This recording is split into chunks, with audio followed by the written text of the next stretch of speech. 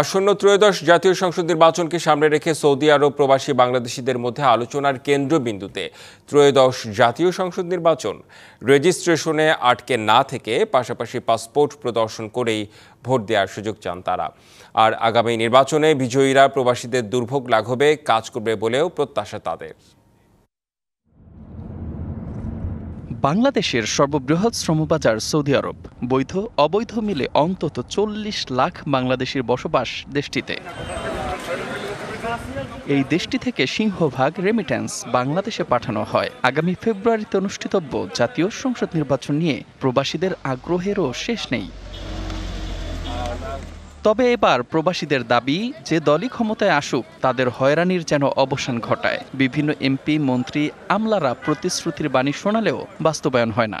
সব জায়গাতে যে আমরা হয়রানি হই, আমাদের এই দুঃখের কষ্টের কথাগুলি আগামী যে সংসদ হবে, এই সংসদে আমাদের প্রতিনিধিত্ব হয়ে মধ্যপ্রাচ্য থেকে তুলে ধরা।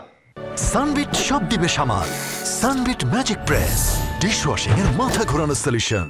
বাংলাদেশের বর্তমান সময় সর্ববৃহৎ রাজনৈতিক দল বিএনপির কাছে এবার তাদের প্রত্যাশা একটু বেশি। তাই আগামী জাতীয় সংসদে প্রবাসীদের দুঃখ দুর্দশা তুলে ধরতে পারে সে ধরনের প্রতিনিধি চায় প্রবাসীরা।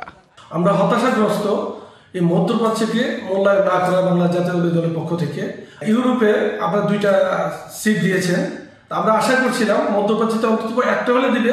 এরই মধ্যে বাংলাদেশের নির্বাচন কমিশনের ঘোষণা মতো এবারের নির্বাচনে প্রবাসীদের ভোটদানের আওতায় আনা হচ্ছে। তবে প্রবাসীদের দাবি, শুধু পাসপোর্ট দিয়ে তারা এবারের নির্বাচনে ভোট দিতে চান।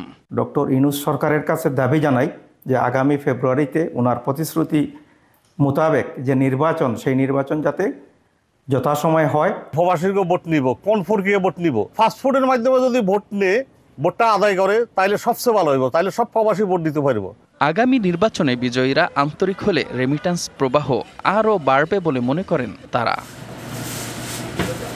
DBC news desk.